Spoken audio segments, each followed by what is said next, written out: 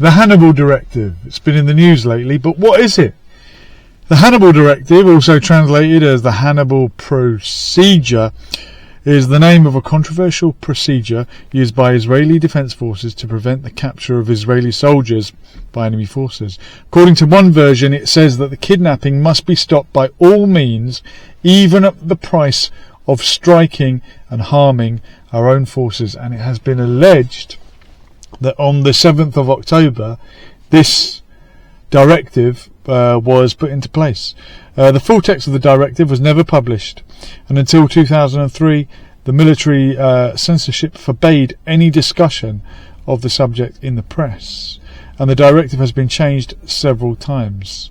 Now, after what happened on the 7th of October and the backlash, it's now possible that the people responsible, we don't know for how many, I'm not sure what percent of the deaths. I mean, look, so many facts have changed about what happened that day.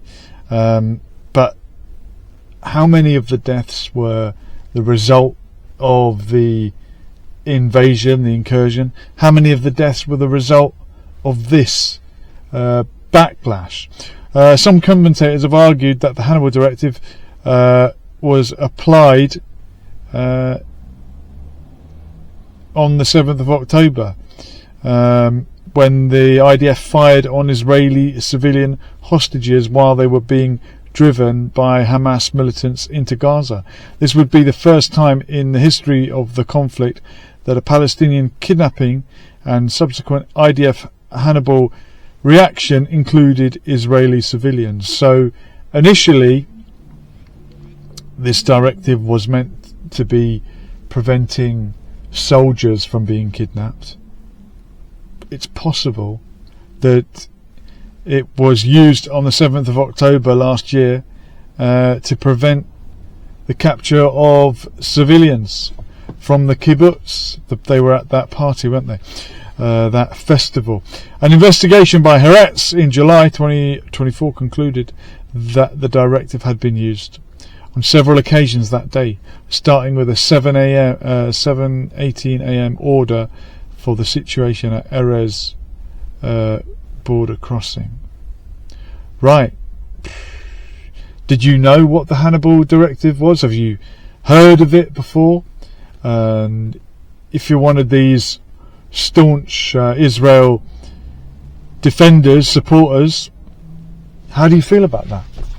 How do you feel about the fact that those pictures of the cars burnt out may be the result of fire from the Apache helicopters that Israel has? If you're a staunch British nationalist Israel supporter, and there are some, especially with the protests that we've had recently and the far right. What we mean by far right, I'm not sure, but a lot of the people that align themselves with the likes of Tommy Robinson, who would be considered far right, they regard themselves as real British patriots, and they support Israel as well. They call themselves Zionists, like Tommy Robinson does. That country was founded when Zionists bombed British targets in the British Mandate in Palestine, as it was then. You could call it part of the British Empire.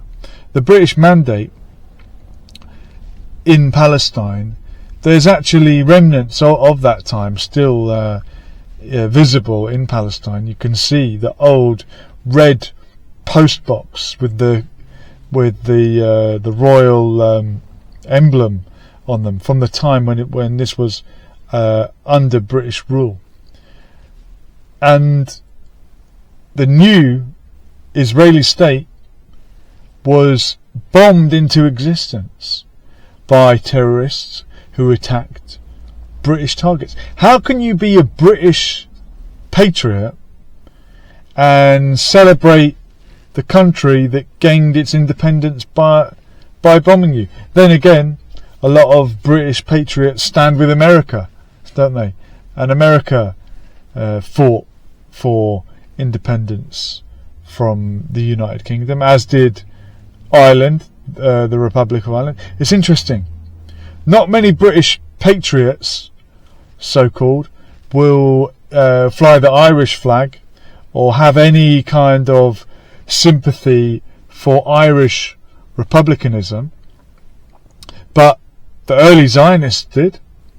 After the successful liberation of 26 of the 32 counties of Ireland, the Zionists, who were fighting against the British, who wanted to emulate what the Irish had done, they admired the IRA. Yitzhak Shamir, one of the fighters in either the Irgun or Lehi, one of these Zionist terrorist gangs that fought for their independence, as they would call it. His nickname was Michael, after Michael Collins. So if you are a real hardcore British Zionist supporter, do a little digging in the history and tell me, do you admire these people who admired the Irish Republicans like Michael Collins, who bombed the Brits out of Ireland, and these group, the Zionists, in the Mandate of Palestine, bombed the Brits out of Palestine. They bombed the King David Hotel. They hanged British officers in the orange groves. Why are you celebrating this ally as part of your kind of British nationalism? If you really are a British nationalist or patriot, I just find that a little bit strange.